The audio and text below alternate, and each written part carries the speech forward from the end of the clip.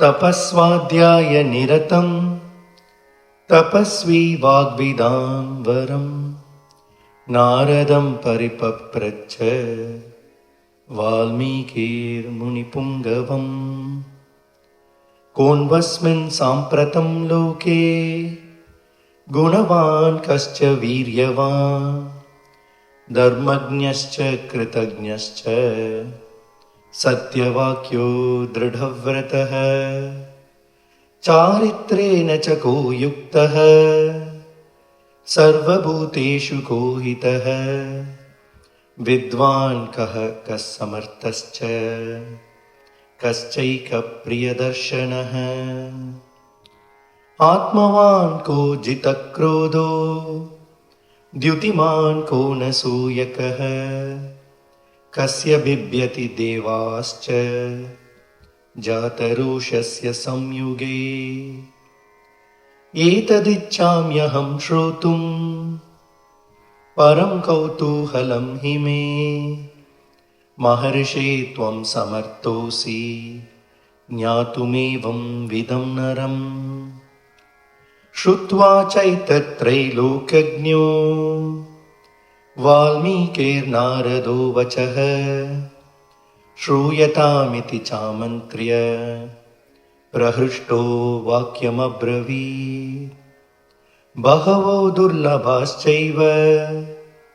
ये त्वया कीर्तिता गुणाः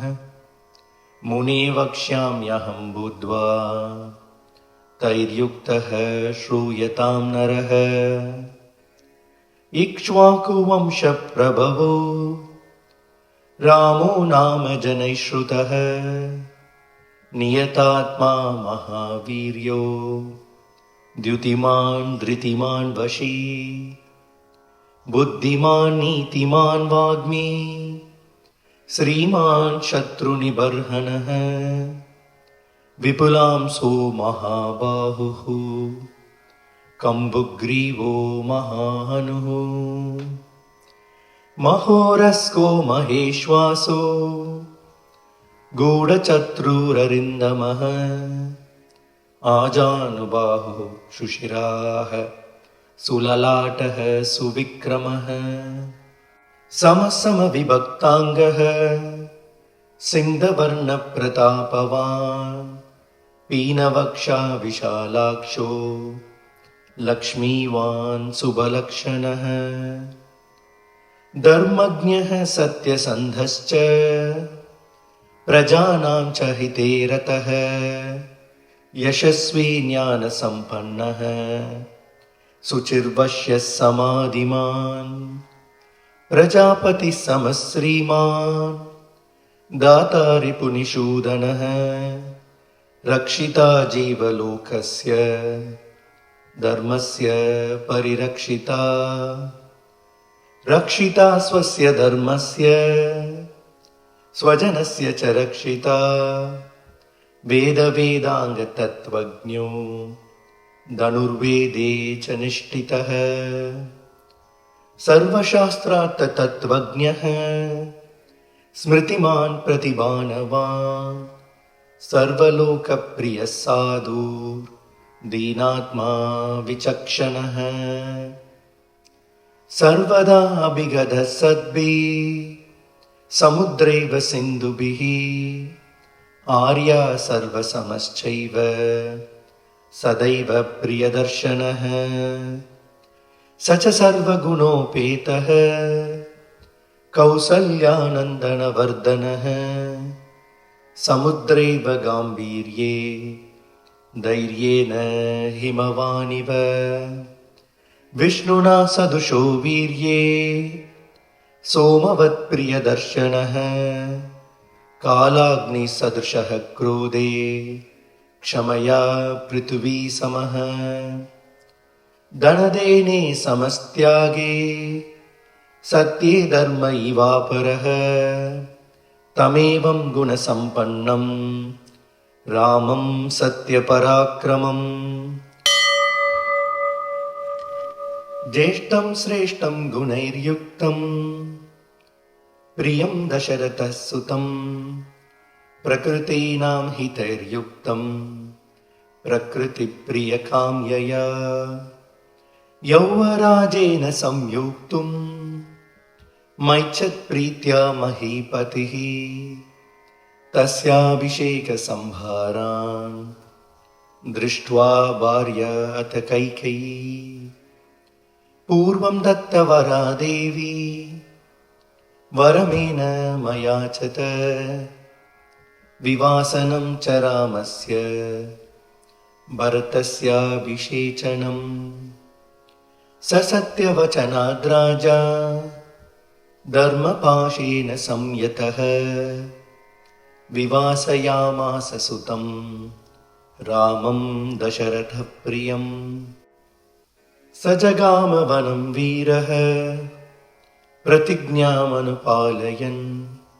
पितृवचननिर्देशात् कैकेय्याः प्रियकारणात् तं व्रजन्तं प्रियो भ्राता लक्ष्मणो अनुजगामः स्नेहाद्विनयसम्पन्नः सुमित्रानन्दनवर्धनः भ्रातरं दयितो भ्रातुः सौभ्रात्रम् अनुदर्शयन् रामस्य दयिता भार्या नित्यं प्राणसमाहिता जनकस्य कुले जाता देवमायेव निर्मिता सर्वलक्षणसम्पन्ना नारीणामुत्तमा वधूः सीताप्यनुगता रामं शशीनं रोहिणी यथा पौरैरनुगतो दूरं पित्रा दशरथेन च शृङ्गिबेरपुरे सूतं गङ्गाकूले व्यसर्जयत् गुहमहासाद्य धर्मात्मा निषादाधिपतिं प्रियम् गुहेन सहितो रामो लक्ष्मणेन च सीतया ते वनेन वनं गत्वा नदीस्तीर्त्वा बहूदकाः चित्रकूटमनुप्राप्य भरद्वाजस्य शासनात् रम्यमावसतं कृत्वा रममाना वनेत्रयः देवगन्धर्वसङ्काशास्तत्र ते न्यवसन् सुखम् चित्रकूटं गते रामे पुत्रशोकातुरस्तथा राजा दशरथः स्वर्गं जगाम विलपन् सुतम् मृते तु तस्मिन् भरतो वसिष्ठप्रमुखैर्द्विजैः नियुञ्जमानो राज्याय नैच्छद्राज्यं महाबलः स जगाम वनं वीरो रामपादप्रसादकः गत्वा तु सुमहात्मानं रामं सत्यपराक्रमम् अयाचद्भ्रातरं राम आर्यभाव पुरस्कृतः त्वमेव राजा धर्मज्ञ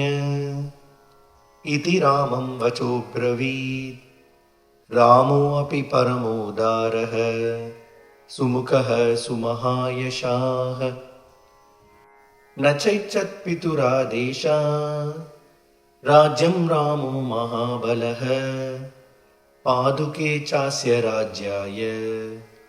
न्यासं दत्त्वा पुनः पुनः निवर्तयामास ततो भरतं भरताग्रजः सकाममनवाप्यैव रामपादावुपस्पृशन् नन्दिग्रामे अकरोद्राज्यं रामगमनाकाङ्क्षया गते तु भरते श्रीमान् सत्यसन्धो जितेन्द्रियः रामस्तु पुनरालक्ष्य नागरस्य जनस्य च तत्र गमनमेकाग्रो दण्डकानन् प्रववेशः प्रविश्यतु महारण्यं रामो राजीवलोचनः विरादं राक्षसं हत्वा शरभङ्गं ददर्शः सुतीक्ष्णं चाप्यगस्त्यं च अगस्त्यस्य भ्रातरं तथा अगस्त्यवचनाच्चैव जग्राहेन्द्रं शरासनम् खड्गं च परमप्रीतस्तूणी चाक्ष्यसहायकौ वसतस्तस्य रामस्य वने वनचरैः सह ऋषयो अभ्यगमनं सर्वे वधायासुरराक्षसां स तेषां प्रतिशुश्राव राक्षसानां तथा वने प्रतिज्ञातश्च रामेण वधत् संयति राक्षसां ऋषीणाम् अग्निकल्पानां दण्डकारण्यवासिनाम्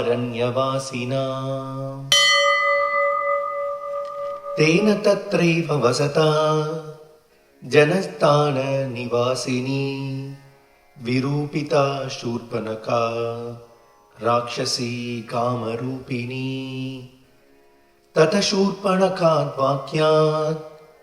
उद्युक्तान् सर्वराक्षसान्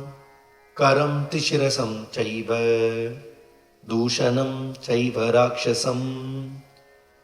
निजगानरणे राम तेषां चैव पदानुगान् वने तस्मिन् निवसता जनस्थाननिवासिनां रक्षसां निहतान्यासन् सहस्राणि 14 ततो ज्ञातिवधं श्रुत्वा रावणः क्रोधमूर्जितः सहायं वरयामास मारीचं नाम राक्षसं वार्यमानः सुबहुशो मारीचेन स रावणः न विरोधो बलवता क्षमो रावण तेन ते अनादृत्य तु तद्वाक्यं रावणः कालचोदितः जगाम सह मारीच तस्याश्रमपदं तदा तेन मायाविना दूरम् अपक्वाय नृपात्मजौ जहार भार्यां रामस्य गृध्रं हत्वा जटायुषं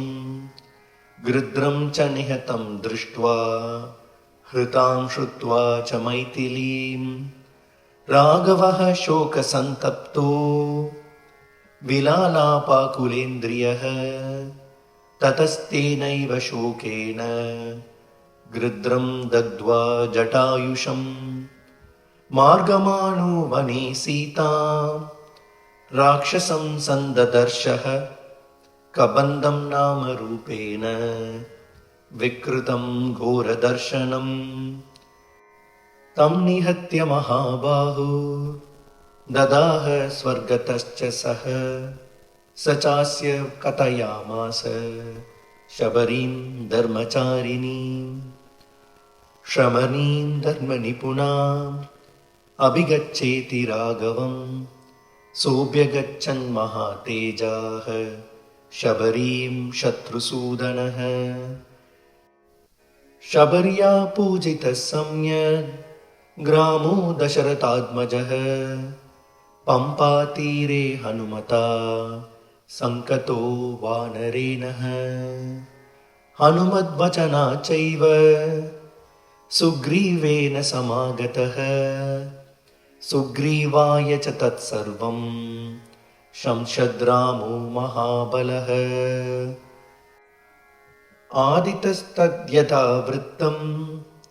सीतायाश्च विशेषतः सुग्रीवश्चापि तत्सर्वं श्रुत्वा रामस्य वानरः चकार सख्यं रामेण प्रीतिश्चैवाग्निसाक्षिकम् ततो वानरराजेन वैरानुकथनं प्रति रामायावेदितं सर्वं प्रणया दुःखितेन च प्रतिज्ञातं च रामेण तदा वालिवधं प्रति वालिनश्च बलं तत्र कथयामास वानरः सुग्रीवः शङ्कितश्चासीन् नित्यं वीर्येण राघवे राघवप्रत्ययार्थं तु दुन्दुभेः कायमुत्तमम् दर्शयामास सुग्रीवो महापर्वतसन्निभम् उत्स्यमित्वा महाबाहु प्रेक्ष्य चास्ति महाबलः पादाङ्कुष्ठेन चिक्षेप सम्पूर्णं दशयोजनम् बिभेच्च पुनः सालान् सप्तैकेन महेशुना गिरिं रसातलं चैव जनयन् प्रत्ययं तदा ततः प्रीतमानास्तेन विश्वस्तः स महाकपिः किष्किन्धां रामसहितो जगाम च गुहां तदा ततो अगर्जद्वरीश्वरः सुग्रीवो हेमपिङ्गलः तेन नादेन महता निर्जगाम हरीश्वरः अनुमान्य तदा तारम् सुग्रीवेन समागतः निजगान च तत्रैनं शरेणैकेन राघवः ततः सुग्रीववचनात् दत्त्वा वालीनमाहवे सुग्रीवमेव तद्राज्यं राघवः प्रत्यपादयत् स च सर्वान् समानीय वानरान् वानरषभः दिशः प्रस्थापयामास दिदृक्षुर्जनकात्मजाम् ततो गृध्रस्य वचनात् सम्पातेर्हनुमान् बली शतयोजनविस्तीर्णं पुप्लुवे लवणार्णवम् तत्र लङ्कां समासाद्य पुरीं रावणपालितां ददर्श सीतां ध्यायन्तीम् अशोकवनिकां गतां निवेदयित्वा अभिज्ञानं प्रवृत्तिं च निवेद्य च समाश्वास्य च वैदेहीं मर्दयामास तोरणम् पञ्चसेनाग्रगान् हत्वा सप्तमन्त्रीन् सुतानपि शूरमक्षं च निष्पिष्य ग्रहणं समुपागम अस्त्रोन्मुक्तमात्मानं ज्ञात्वा पैतामहाद्वरात् मर्शयन् राक्षसान् वीरो यन्त्रिणस्तान् यदुर्चया ततो दग्ध्वा पुरीं लङ्कां मृते सीतां च मैथिलीं रामाय प्रियमाख्यातुं पुनरायान् महाकपिः सोऽभिगम्य महात्मानं कृत्वा रामं प्रदक्षिणम् न्यवेदयदमेयात्मा दृष्ट्वा सीतेति तत्त्वतः ततः सुग्रीवसहितो गत्वा तीरं महोदधे समुद्रं शोभयामास शरैरादित्यसन्निभैः दर्शयामास चात्मानं समुद्रः सरितां पतिः समुद्रवचनाच्चैव नलं सेतुमकारयत् तेन गत्वा पुरीं लङ्कां हत्वा रावणमाहवे रामः सीतामनुप्राप्य परां व्रीडामुपागमत् तामुवाच ततो रामः पुरुषं जनसंसदि अमृष्यामानसा सीता विवेश ज्वलनं सती ततो अग्निवचनात् सीतां ज्ञात्वा विगतकल्मषां बभौ रामः सम्प्रहृष्टः पूजितः सर्वदैवतैः। कर्मणा तेन महता त्रैलोक्यं सचराचरं सदेवर्षिगणं तुष्टं राघवस्य महात्मनः। अभिषिच्य च लङ्कायां राक्षसेन्द्रं विभीषणं कृतकृत्यस्तथा रामो विज्वरः प्रमुमोदः। देवताभ्यो वरं प्राप्य समुत्थाप्य च वानरान् अयोध्यां प्रस्थितो रामः पुष्पकेन सुहृद्वृतः। भरद्वाजाश्रमं गत्वा रामः सत्यपराक्रमः भरतस्यान्तिकं रामो हनुमन्तं व्यसर्जयत्। पुनराख्यायिकं जल्पन् सुग्रीवसहितश्च सः पुष्पकं तत्समाहृत्य नन्दिग्रामं ययौ तदा। नन्दिग्रामे जटां हित्वा भ्रातुभिः सहितो नगः रामः सीतामनुप्राप्य राज्यं पुनरवाप्तवान्। प्रहृष्टमुदितो लोक तुष्टः पुष्टः सुधार्मिकः निरामयो हि रोगश्च दुर्भिक्ष भयवर्जितः। न पुत्रमरणं किञ्चित् द्रक्ष्यन्ति पुरुषाः क्वचित् नार्याश्च विधवा नित्यं भविष्यन्ति पतिव्रताः। न चाग्निजं भयं किञ्चिन् नाप्सु मज्जन्ति जन्तवः न वातजं भयं किञ्चिन् नापि ज्वरकृतं तथा। न चापि शुद्भयं तत्र न तस्करभयं तथा। नगराणि च राष्ट्राणि धनधान्ययुतानि च नित्यं प्रमुदिताः सर्वे यथा कृतयुगे तथा। अश्वमेधशतैरिष्ट्वा तथा बहु सुवर्णकैः गवां कोट्ययुतं दत्त्वा विद्वद्भ्यो विद्विपूर्वकम् असंख्येयं धनं दत्त्वा ब्राह्मणेभ्यो महायशाः राजवंशान् शतगुणान् स्थापयिष्यति राघवः।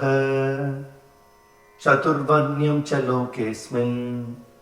स्वे स्वे धर्मे नियोक्ष्यति। दशवर्षसहस्राणि दशवर्षशतानि च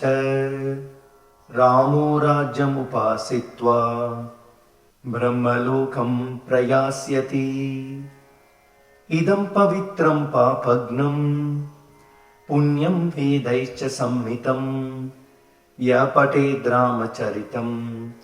सर्वपापैः प्रमुच्यते। एतदाख्यानमायुष्यं पठन् रामायणं नरः सपुत्रपौत्रः सगणः प्रीत्य स्वर्गे महीयते।